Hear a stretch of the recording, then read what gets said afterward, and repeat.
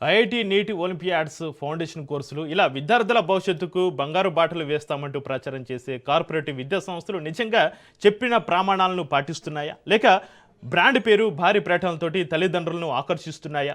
హైదరాబాద్లోని అత్తాపూర్ బోయినపల్లిలోని రెసొనెన్స్ విద్యా సంస్థపైన వస్తున్న ఆరోపణలు ఇప్పుడు విద్యారంగంలో తీవ్ర చర్చకు దారితీస్తున్నాయి. అత్తాపూర్లో నడుస్తున్న క్యాంపస్కు అవసరమైన అన్ని అనుమతులు ఉన్నాయా? కమర్షియల్ జోన్లో విద్యా సంస్థ నిర్వహణకు సంబంధించిన నిబంధనలు పాటిస్తున్నారా అనే ప్రశ్నలు ఇప్పుడు తెరపైకి వచ్చాయి. బోయినపల్లిలోని రెసొనెన్స్ బ్రాంచ్ ఓసిమం పేరుతోటి నిర్వహిస్తున్నట్లుగా విమర్శలు వస్తున్నాయి. అంతేకాకుండా రెసొనెన్స్ బ్రాంచ్లో విద్యుత్ కనెక్షన్ లేకుండానే జనరేటర్ల ఆధారంగా తరగతులు నిర్వహిస్తున్నారన్న ఆరోపణలు కూడా వినిపిస్తున్నాయి. మరోవైపు లక్షల రూపాయల ఫీజులు వసూలు చేస్తున్నప్పటికీ తల్లిదండ్రులకు పూర్తి స్థాయిలో గుర్తింపు వివరాలు, నిర్మాణ విధానం, అకాడమిక్ నిర్మాణంపైన స్పష్టత ఇస్తున్నారా అనే సందేహాలు కూడా వ్యక్తమవుతున్నాయి. ఓస్మాన్ స్కూల్ పేరుతోటి అడ్మిషన్లు తీసుకుని రెసొనెన్స్ బ్రాండ్ను ప్రచారం చేస్తున్నారన్న విమర్శలు కూడా చర్చనీయాంశంగా మారాయి.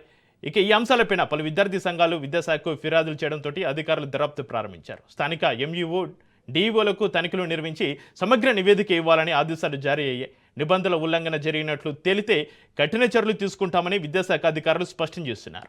విద్యార్థుల భవిష్యత్తుకు సంబంధించిన అంశంలో నిబంధనలు ఎంత ఖచ్చితంగా అమలవుతున్నాయి? తల్లిదండ్రులు చెల్లిస్తున్న లక్షల రూపాయల ఫీజులకు తగిన భద్రత, పారదర్శకత, నాణ్యమైన విద్య అందుతోందా? ఇప్పుడు అందరి చూపు విద్యాశాఖ విచారణ నివేదికపైనే ఉంది.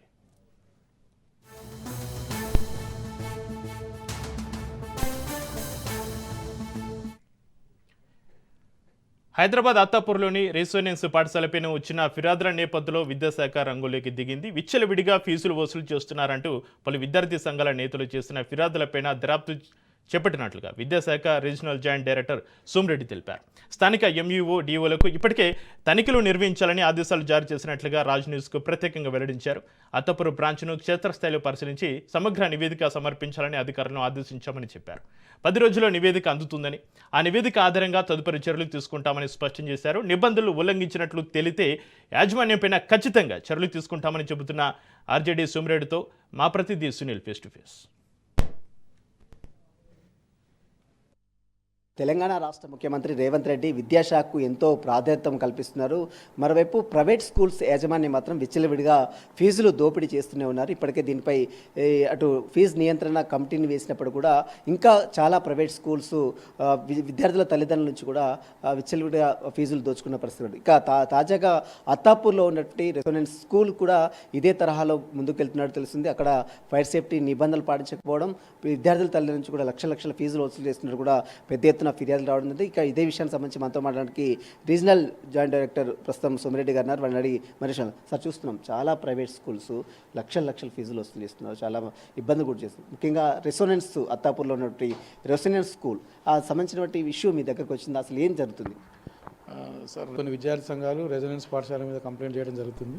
ప్రత్యేకంగా రెసిడెన్స్ పాఠశాల మీద ఎలాంటి కంప్లైంట్ ఉన్నాయో అవన్నీ కూడా డిఓ గారికి ఫార్వర్డ్ చేసి ఫీల్డ్ ఆఫీసర్ విజిట్ చేసి రిపోర్ట్ తీసుకున్నాక ఫైర్ సేఫ్టీ ఉందా, ఫీజులు ఏ విధంగా అన్ని పరిశీలించి తప్పకుండా చర్యలు తీసుకుంటాం. కానీ విద్యార్థులు చాలామంది బ్రాంచెస్ ఏర్పాటు చేసి ఫైర్ సేఫ్టీ నిబంధనలు పాటించడం లేదని చాలా విద్యార్థి సంఘాలు ఆరోపణలు చేస్తున్నాయి. చాలా కంప్లైంట్ కూడా ఇచ్చారు. అంటే ఫైర్ సేఫ్టీ ఇవన్నీ మీరు క్షుణ్ణంగా పరిశీలించిన తర్వాతనే కదా దానికి సర్టిఫికేట్ ఇచ్చే?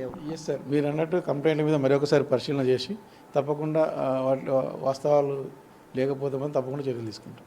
అంటే దాని మీద అంటే చాలా ఫైర్ సేఫ్టీ నిబంధనలు పాటించడం లేదంటున్నారు. లక్షల ట్యూషన్ ఫీజుల పేరుతో కూడా లక్షల వసూలు చేస్తున్నట్టు, దాని మీద ఏమైనా ఎంక్వైరీ చేస్తారు? ఎస్ సార్, తప్పకుండా ప్రభుత్వం కూడా ఈ ఫీజుల మీద నియంత్రణకు చాలా తీవ్రంగా ప్రయత్నం చేస్తుంది. ఫీజులు తగ్గించాల్సిన అవసరం చాలా ఉంది, తగ్గిస్తారు కూడా. ఆ నమ్మకం మేము కంపల్సరీ తగ్గిస్తానికి ప్రయత్నం చేస్తాం. సార్, రెసొనెన్స్ స్కూల్ గురించి ఒక బ్రాంచ్ పెట్టి మళ్ళీ సబ్ బ్రాంచెస్ ఏర్పాటు చేస్తున్నట్టు తెలుస్తుంది, దాని మీద ఏమన్నా? లేదు సార్, ఎక్కడైనా సబ్ బ్రాంచ్ పెట్టే అవకాశం లేదు. పర్మిషన్ లేకుండా ఎక్కడ నడిచినా కూడా సీజ్ చేస్తాం. ఈ రెసొనెన్స్ స్కూల్ మీద ఏమైనా తనిఖీలు కానీ ఏమైనా ఆదేశాలు ఇచ్చినా సర్టిన అధికారులకు? విద్యాసంఘ నేతలు ఇచ్చారని చెప్తున్నారు కదా, ఏమైనా అక్కడికి పంపించే ప్రయత్నం చేస్తున్నారు, విజిట్ చేసే ప్రయత్నం చేస్తున్నారు? ఎస్ సార్, ఎంఈఓని డిఓని తప్పకుండా ఫిజికల్గా విజిట్ చేసి రిపోర్ట్ తీసుకుని యాక్షన్ తీసుకుంటాం. ఎప్పటి వరకు తీసుకుంటారు దాని మీద యాక్షన్ తీసుకుని? ఎప్పటి వరకు దీనిపై నివేదిక? 10 రోజుల్లో యాక్షన్ తీసుకుంటాం. చూస్తున్నాం 10 రోజుల్లో రెసొనెన్స్ స్కూల్స్ సంబంధించిన విషయంపై కూడా ఖచ్చితంగా యాక్షన్ తీసుకున్నాం. సర్టెన్ డిఓకు, ఎంఈఓకు ఇప్పటికే ఆదేశాలు జారీ చేశాము.